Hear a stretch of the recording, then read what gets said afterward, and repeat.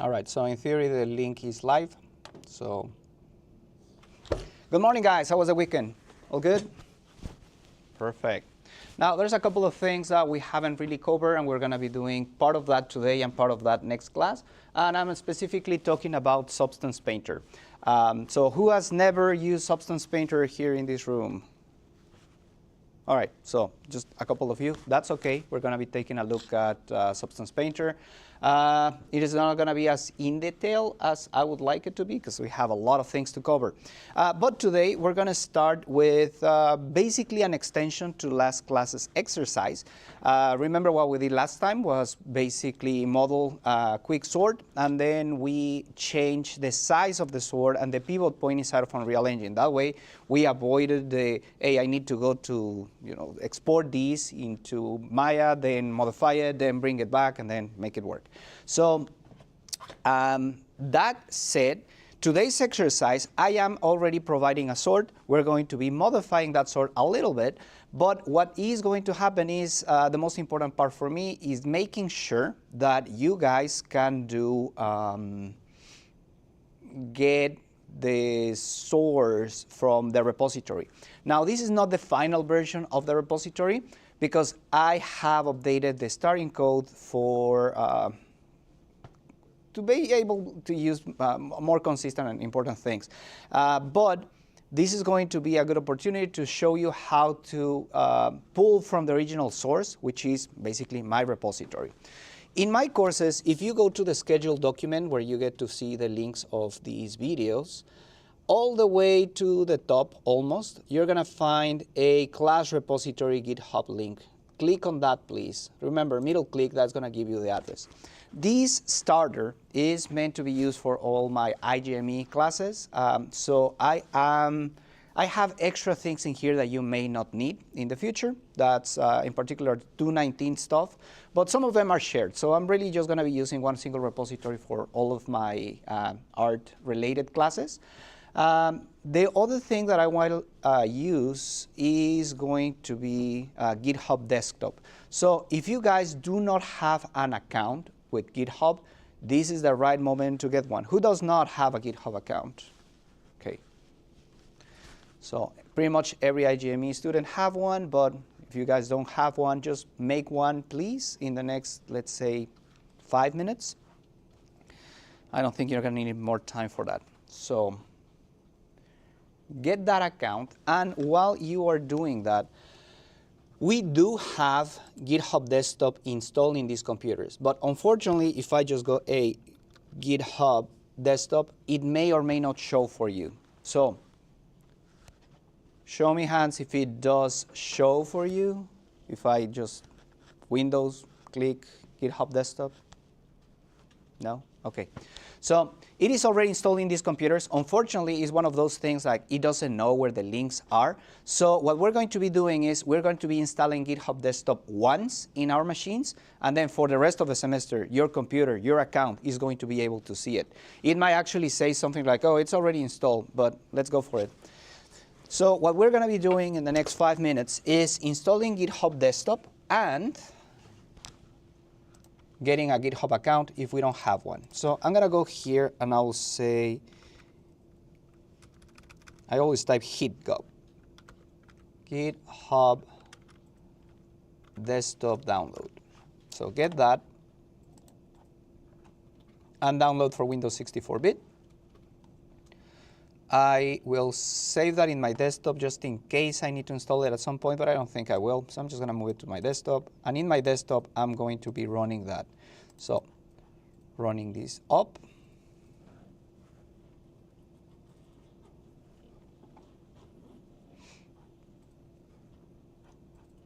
And for me, because I already have it installed in this computer, it is going to be running it. So please do me a favor, and for the next 5 minutes, we're going to be having an account, and we are going to be creating that, downloading that software. I'm going to walk around the room just to make sure that everybody is in the right place. And so for that, I cannot really pause the stream, so I'm just going to make this large.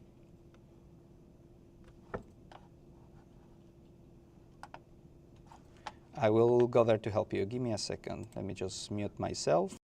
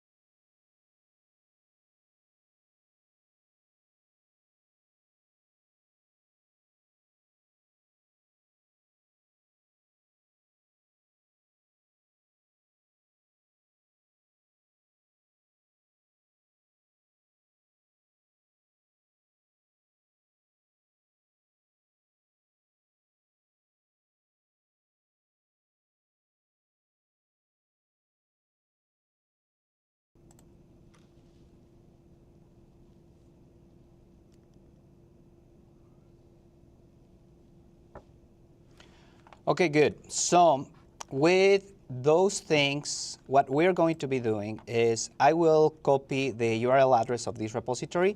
You don't copy the address from here. It's usually better just to click on the green button and then copy it from here. It is basically the same thing, the same URL, except that it has the .git at the end and the HTTPS at the beginning. So I'm going to be copying both of those, or I'm going to be copying this one, actually. And then in my account, if it's asking you to sign in, please sign in now. What I will do is I will be removing this copy of my repository right now from this computer so I can show you the whole process. So this is where I'm assuming everybody is with my address. What I'm going to do is prepare a folder in which I'm going to be saving this. For me, it's going to be in my D folder. I'm going to be making another folder, LAVIGM for me, 317, and in here, this is where I save my temporary project. This is going to be the same address that I'm going to be using. So entirely up to you where you want to save it. If it's in the desktop, I think it's in the network drive, so that is not a great place to have it. If you put it on the C as in Carlos drive, then that is going to remove it after you restart the computer. So not a great place. For me, the D drive and then a folder within that is good enough. So here, I'm going to be just using my folder and IGME317. Entirely where you want to, up to you where you want to save it, but this is my folder. All right. So over here, at this stage, what I want to do is clone a repository. So here, this is the second button, clone a repository from the internet. Then I already have the URL. There's no need to look for it. I'm just going to go URL. This is the Git folder that I created, and I'm going to choose where it is located. So for me, the LAVIGM 317, and this is, I think it's going to complain because it's not empty, but I'm going to make another folder and then learn from there. This is going to be IGME. I think it's called something like IGME. Is it the complete version?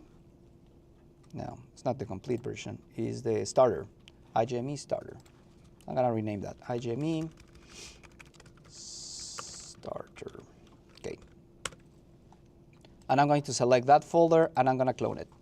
So that is going to start a cloning process for Unreal Engine. It will ask you to update because I think the last time that I used these was on 5.6.2 or something. So not a problem. When I go back to that IGME starter, oh, notice that it created another IGME starter within that IGME starter. So you can just put it at the root of whatever, and it's going to create the name of the project for you. So that's something I might move in a later date. In any case, as you can see, it's 5.6. That is the current version of that project. So when I try to open it, it's going to be like, oh, wait, do you want me to update it? Yes, let's select the version that we have. Now, remember, we installed Epic Game Launcher. Well, we updated that.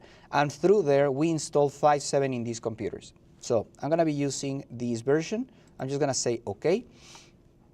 And that is going to start a process in which is going to update this version. So after this point, I will not be able to open that in 5.7 if I push that to my repository. So for now, just going to be making that thing. And I'm going to be cloning from here. This is not the full, your individual version. Right now, you're working on the teacher's version, and I'll show you why that is important in just a second. What I'm going to be asking you guys is to clone that repository. So give me a sec. What's up? Where do we get okay, go to the site in My Courses. Then go to the schedule document. There. Click, middle click on that. Oh, that's all right. And then the green button, and then copy. Then there's that. There's the copy. That is where you get the address from. Yep, not a problem.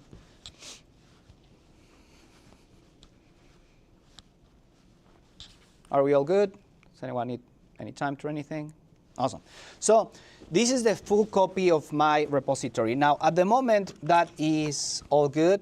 I can technically just hit play. What you will see is a starting file.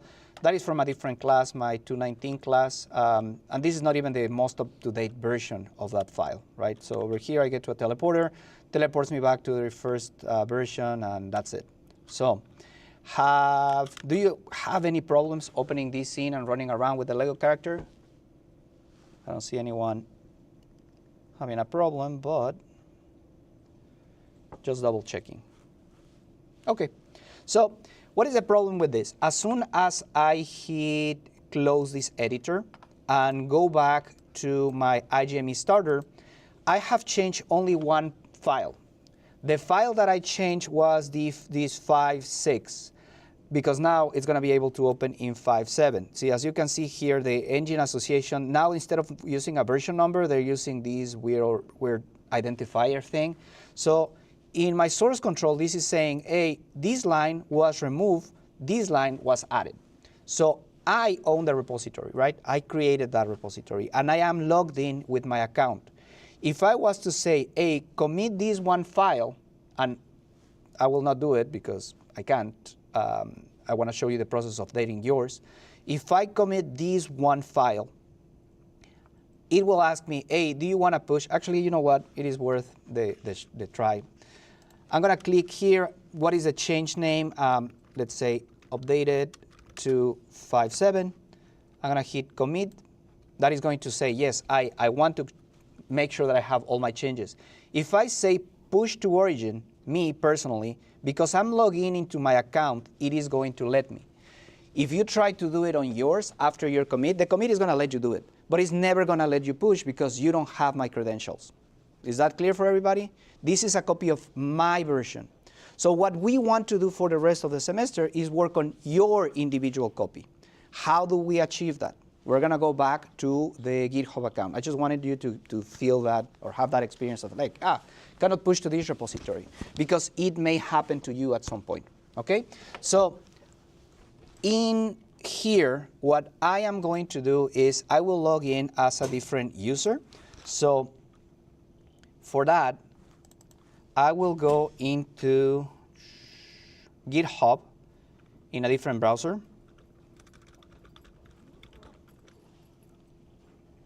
I'm going to put that here. And I'm going to sign in. This part is just for me because I do have 2 accounts and I want to show you the process, but it is going to be continue with Google, use that one. They send me an email for my verification, so I'm going to be adding that in just 1 second.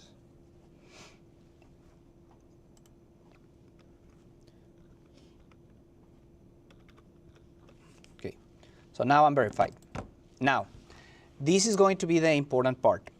I want to make a copy of the repository that I created. Think about this tab as your student account. This is why I have that on Chrome. The other one here, I have that on Firefox. So let's recap. I have 2 accounts. I'm going to be showing you how would I handle that as the teacher side of things and how I handle that as the student side of things. On the left, I have the teacher. On the right, I have the student. This is the one that you should be focusing on. I will copy the address that is in my courses. So on their schedule, I'm just going to take that. But excuse me, we're in a class here. Oh, sorry. Hold on. So I'm going to copy that link, the one that is in the class repository. And then here, I'm going to put that on the student account, right? You get that. Now, in this instance, I'm not logged in as a teacher. You get to see the icon is a little bit different than the one that is here. So that should be the same case for you. In this area, you would get to see my face. In this area, it's your account. Now, what I want to do is fork from these. For those of you that have never used a source control in software, we're going to help you out through the semester. But right now, what we want to do is create our own individual copy. And that is called forking. So for that, I will say here, where's my fork? Fork. I will just click on that button. So it says, hey, fork your own copy of that. It is creating that copy. And what you will see is something really similar to what I have here. But it is going to be my own version. And as you get to see, the URL address is different. Our fork of your repository, forking allows you to blah, blah, blah. Yes. So I already forked it in a different time. So that's why it is taking me that, it's giving me that warning. But everybody should now, after clicking fork, see your own individual copy of that file or the repository. Yes? And you think we should name it or just IGME starter? IGME starter is good enough. That's it.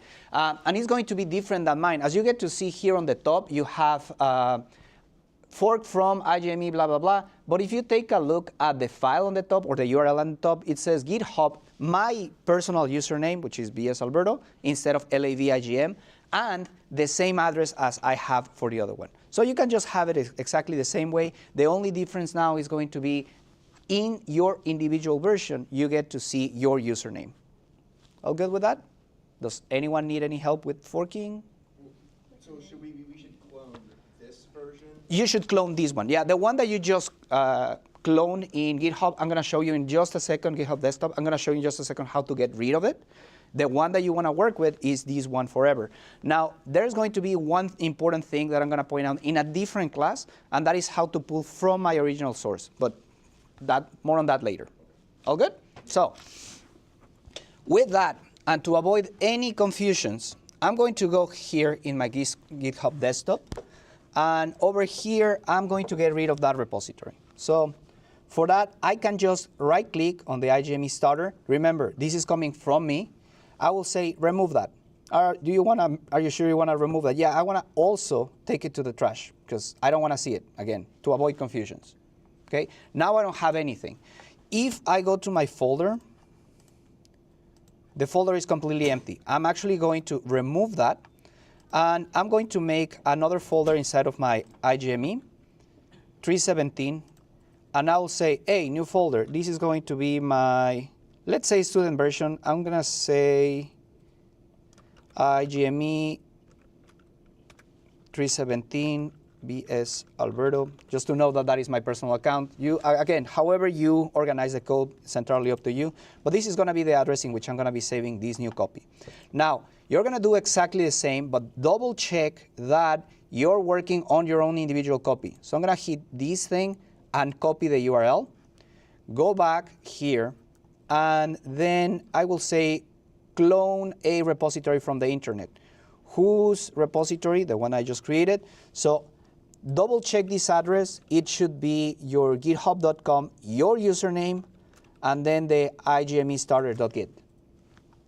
Where will I save that? Well, that is going to be entirely up to you, but in my case, D,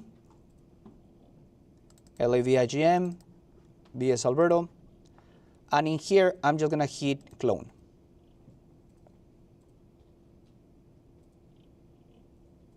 Now, if it's asking you if you want to contribute or whatever your individual purposes, I think either one is fine because you're not going to be pulling, you're not going to be doing a request. But just say for my own individual purposes and hit continue. I don't think it really makes a difference, but let's play it safe and let's go with the second one. Now, unfortunately, I cannot be logged in this account with both my student and my teacher. So for now, what I'm going to do is change my account. So this is something you don't have to do. I'm gonna be signing out and then signing in again. Continue in browser. And I'm gonna be using my personal one, which is like your student version. So open that. And now that is going to change.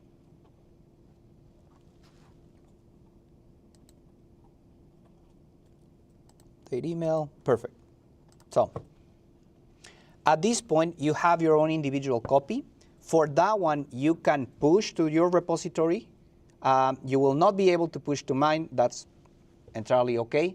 But you cannot fork or pull from any changes that I do. So right now, what we did is basically this branching, right? We have the main branch in which I have my teacher's version. And then from there, you branched out to your individual one. It is not really called a branch, it's a fork. A branch is within your own repository. A fork is from somebody else's repository, so that's the difference. In our case, with your fork, I'm gonna just call it branching behavior because you're really going to the side. With your branch, if you make changes, that's gonna go into your own individual changes. You won't be able to push it to mine, but it goes the other way as well. If I keep on going in my original teacher's version, you won't get my changes. I will show you in a future lesson how to pull from my changes so you can merge those back in. But that is a little bit more advanced, and I don't want to confuse anyone in this just starting version of it. All good? So, does anyone need any help branching from my, or forking from my repository and then creating your own individual fork? All good. So I'm going to continue. What we are going to do now at this point is we're going to be doing that exercise. So I'm fetching for changes, nothing has happened. You will just go to that folder, and that is fairly easy. You can just right click on this and say open, show in Explorer, and that's going to open my version. Now it says, hey, 5.6, so I will open that. It will say, do you want to update to 5.7? And yes, I do, because that's the version that we have installed in the lab. So going back to that, for now, because I just did that change, it is going to mark the same file as, hey, you need to change this file. So I can commit it. I'm not going to do it just yet. I will put these to the side for just 1 second. And I'm just going to make sure that everything is running still on the stream. Yes. And now I have my individual file. So if everything went right, this is my own individual copy for that. It is going to be called the same. That's totally fine. You should be able to move around, and that's it. There's a Lego character that is going to be following you. I will be showing you more advanced stuff later, but for now, I have that. I will go down to my root of the project, and I will have a thing called levels. So under levels, I have, well, actually, I don't have one that I can work with. I'm going to just make an empty one. So I will go to File, and I will say New Level. Now, the new level that I'm going to be creating is just going to be a basic platform. It is going to be coming with volumetric lighting. It is going to be coming with a platform in the sky, clouds, lights, and that's it. So it's super basic and super empty. That's a good starting point for us. So I'm just going to hit Create. And with that, if I hit Play, I will be having basically a fly in my world, right? So there's nothing happening. I like bees better. So I have a bee view of going around in my world, right? There's nothing happening because I have not specified what type of controller I'm going to be using. And that's a topic that we're going to be exploring more in detail later. We're going to be creating our own character controller. But for now, we're going to be using one that we have already created for the class. So I'm just going to hit stop. And there's a tab that I don't get to see right here because by default is hidden. That is going to be the world settings. So I will go to my window. And there's an edit. No, it is in window, definitely window.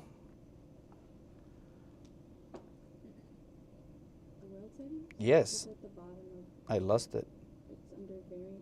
Oh, thank you. Yeah, all right, so it's right here. World settings, and that's gonna open this new tab on the side right next to the details panel. The only thing that I need to do over here is change it to an existing character controller. I have a couple of them, and we're gonna be working with more character controllers later. Let's see, I have a combat and jump mix. And then say, what is the character controller that I want to use? The default. It should be this one, the default, just say BP, jump, and combat. So those are basically the characters that I have. Let me run that. Yep, I have a Manny character walking on in the scene. So this is going to be updated in the next version. Let's try to do that next class. But for now, yes, I have my character that I'm able to move around in the world. Wherever I'm moving my mouse, it is going to be walking into that direction. Okay?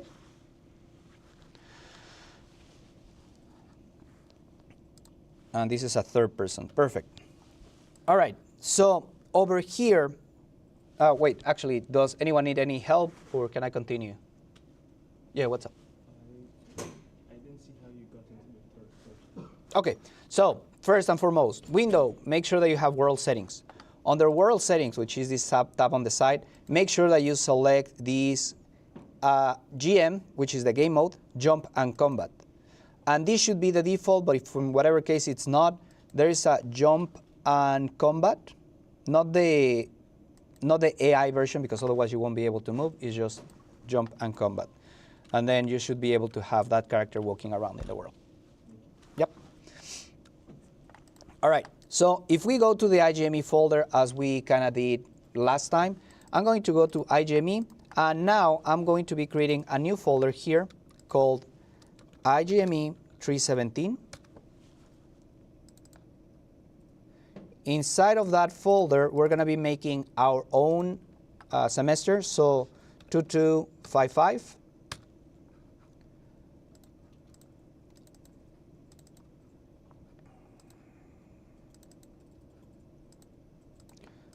And this might change later, but over here, let's do a new username. So,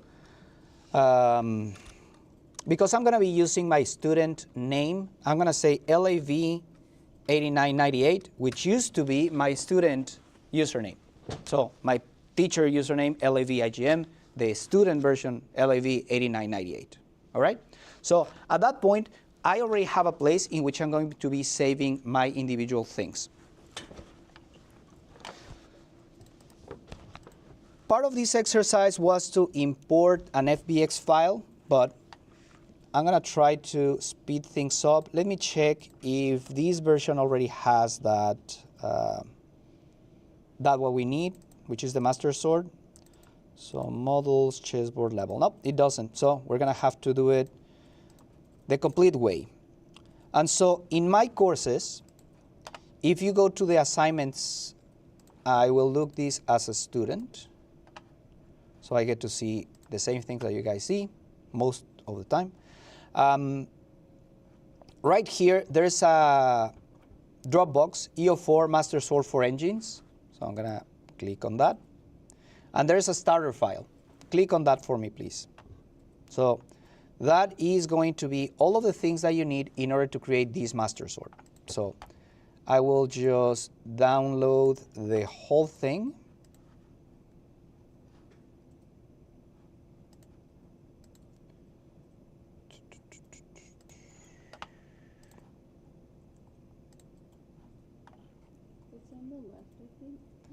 Is it now? Oh, yeah, there you go. Thank you. I'm old. I don't remember all my interfaces. I've never seen it on that side. Okay. So there you go. I have the master source for engines. I'm going to right-click on that file and show more options. For me, I like using 7-zip. I find it way better than using extract all in Windows. Do you. But for me, 7-zip, extract to master source for engines. The other way, again, you can just right-click on this and say extract all. But I find that it's actually slower in larger file size than in this one. So I just get used to this one. All right, in any case, with that file extracted, I will not have this maximized because it makes my life easier just to drag and drop. Although, come to think of it, 5.6 had a bug in which if you import it like by drag and dropping, it will sometimes fail. So I will avoid that. And I'm just going to go to my original folder. So IGME317, my semester, my username. And over here, there's an import button right at this spot. Do you see it? It's right here. That is the import button. So the first thing that I like doing in my models is import the textures. So first things first, I'm going to here go to my 317. Actually, I have that on the desktop in a different place. It's in my downloads, I think. Yeah. Master source for engines. And I will select these 3 files. We will talk about how we get those files from Substance Painter probably in next class. But for now, I have the normal, the ORM map, the occlusion roughness metallic, and the base color. So I'm going to be importing that. And I will have these things in here. Now, this is super important. Do you see that file that is called ORM? Right now, when I imported it, I have a master sort underscore n said something like it was imported as a normal map. That's fine because that is a normal map. This is not the same kind of map as the base color. Base color is just imported as colors. So have you guys ever seen a negative red? So what does that even mean? Negative red makes 0 sense, right? Well, this is not an sRGB texture. I maximize that so you get to see that flag right here. This file, it is going to contain not normalized colors. Let's say, for example, a normal map. You know that the normal map is going to be bending the light in different directions, right? Left and right. So the value that you save on the red is going to be not from 0 to 1, but from -1 to 1. Because you want to know if you go to the left or go to the right, and how much you go to each one of those sides. The problem is that when you display it on the monitor is not going to be like, what the hell is a -1? Oh, I'm just going to subtract red from the image. It doesn't make sense. So what the monitor does, that is the sRGB space, it just clamps the values between 0 and 1. It normalizes those things. So that way, whenever I have a color map that, or a normal map that is pointing to the left, it is just going to cut that value to 0. This is why mostly your image, and also it's pointing from the face, so that's why mostly the image is going to be completely blue in the image file when you get to see it. This image is something similar to that. It is not an sRGB space, so I'm going to check this out. It's super important that anytime that you work with an sRGB, you take this sRGB check and you say, no, it's not. So I'm going to be taking that one out. And you will see that the colors are going to be a little bit more dull. That's fine because it's not sRGB spaced. It's not normalized. So what the hell is this image? Let me hide the channels. This is the red channel. Oh, it's black and white. OK, cool. What is this blue channel or the green channel? Also black and white. What about the blue channel? Also black and white. Although this has not a lot of grays in it. Shouldn't really have grays. R. Remember, once again, this is an ORM texture, occlusion roughness metallic. So this is the occlusion map.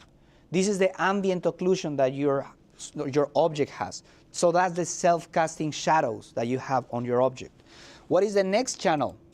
That is the roughness. How rough is that part? Notice that, well, I know that because I made the asset, but this part is not really that rough.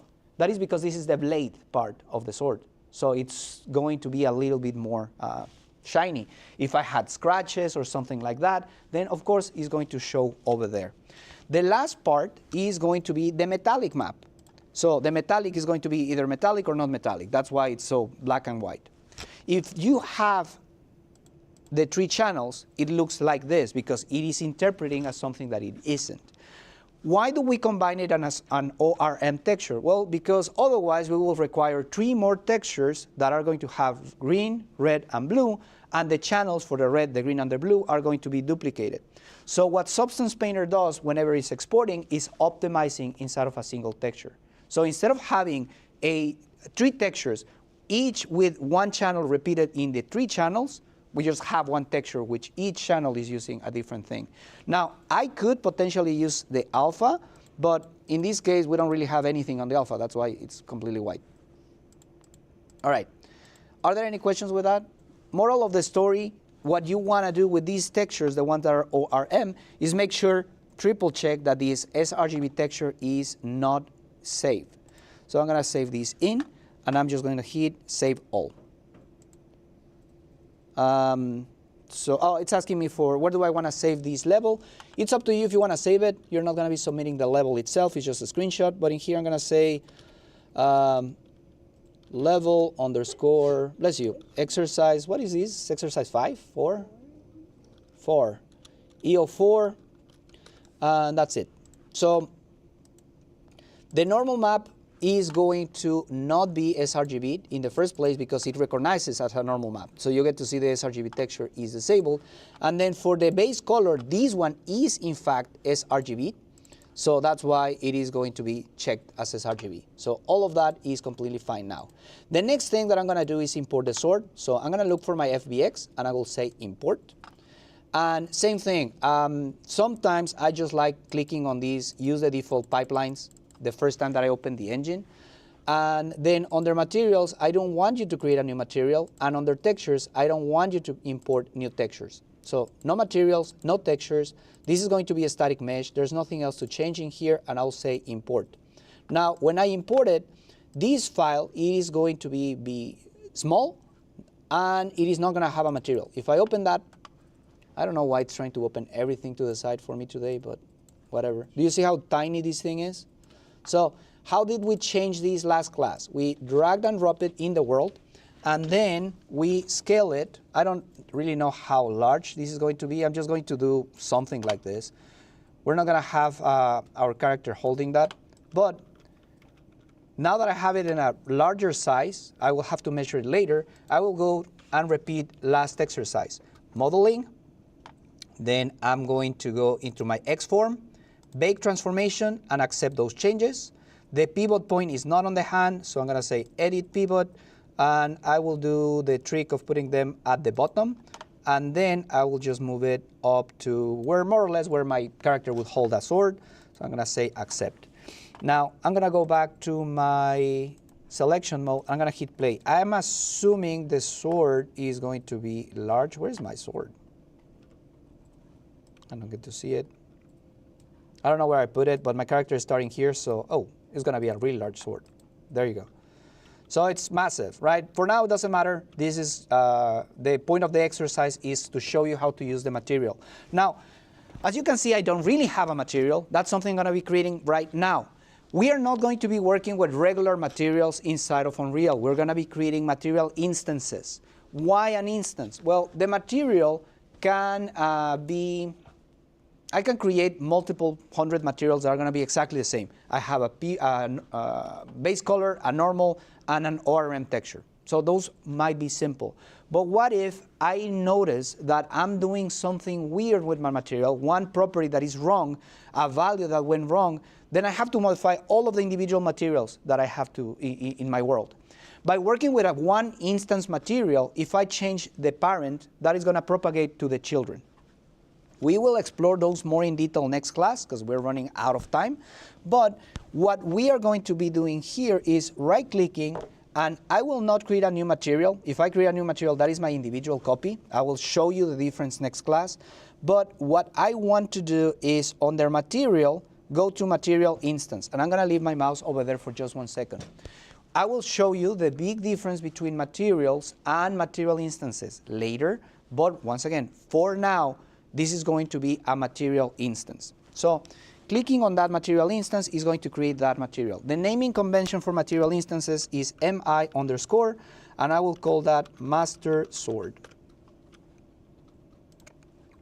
Let me see if I put that on the naming convention tab. That's not that. Naming convention. There. Material instance is going to be mi underscore. All right. So once I have my mi master sword, I'll open this up to the side once again. And this is going to be more like a function. It is going to be taking arguments. But in order to know how or what arguments it's going to take, I need to know which is the class that I'm instantiating. Over here, there is going to be a parent. Look for substance. Just look for substance. That's going to give you a M master substance. I will show you how complex this material is later, but for now, we're just going to keep it simple. There's going to be a couple of ways that I can, or things that I can modify, I should say, and click on the global texture parameter. So expand that, and it's going to let me change these files. So base color, normal, and ORM are going to get modified. So I'm going to take the base color, and I'm going to put it here. I'm going to take the normal, and I'm going to put it here. And I'm going to take the master sword ORM, and I will put it here. I will save this file. And now, again, base color, normal, and ORM. The numbers are, or the names should be reflecting what it is. Now, I could just drag and drop it onto this sword. The problem is, if I drag another sword, that sword doesn't have the material. And I don't want to do it for every single sword there is. So I'm going to open this sword. Once again, it opened it in this side. And then here is where I'm going to change that material. So I'm going to take the master, and I'll put it here. And now every single instance of the master sword that I create is going to have that new material. All good with that? So what are you going to submit for this? What I want is the master sword on the scene. It doesn't really matter how large it is. Your character is not going to be holding it this time. You can make it the size of your character if you decide to do so. That's last exercise's workflow. But this is what I'm going to be checking for the grade. That you are in the individual folder that I asked you to create, that this thing is a material instance, and that the sword is having that texture. So over here I get to see this is a material instance, the sword has a texture, I have my 3 files, and I should technically check if this is an ORM, but I cannot see it from this view. Actually, I can. If I hover my mouse over here, one of those settings says sRGB false. It's 1, 2, 3, 4, 5, 6, 7, like the 7th or 8th option from the top, but I will not check for that in this submission. So what I want is Windows snipping tool, new, and a screenshot that has these things on it. You don't even have to do the whole sword, that's totally okay. But what I'm looking for are these things. That your sword is on the world, that this is a material instance. I'm actually going to highlight a couple of the things. So this is a material instance. The sword is in the world, and it has the texture, and that you created your folder. So those are the 3 things that I'm going to be checking on that exercise. I will be saving this image, and I'm going to be putting it in the Dropbox, so you get to see exactly what am I expecting from this. Do you guys have any questions? Sweet. Yes. Submit that picture. Yeah, that's just the image. I don't need your whole thing. Oh, totally forgot. Before I let you go, in order to save your changes to the GitHub, super easy, just close this thing, save everything, and in your GitHub desktop, bring it in. This is not part of the exercise. This is just for your changes. You just say, hey, what did I change? Well, I did exercise, what was it again? 3, 4? 4, I forget names. So exercise 4, and commit these files, and then push to origin. That's it. Now, this image, I will be saving it as exercise 04 underscore masters, I'm lying, it's my username, LAVIGM underscore master sword. And this is the one thing that you submit to my courses, all right? That one image. I will be uploading that as well into my side of things, but I am already over time for 2 minutes. So if you have any questions, I am going to stick around, but I'm going to be closing the stream right now, and I will be letting you go. So have a great day, and I will see you on Wednesday class. Again, if you have any questions, feel free to stick around. By the way, these streams are already public or already available. You can just double check them immediately. But as soon as I'm able to, I'm going to make them unlisted. Last one is unlisted, so it's not publicly searchable. You can always open that back in my courses. Okay. So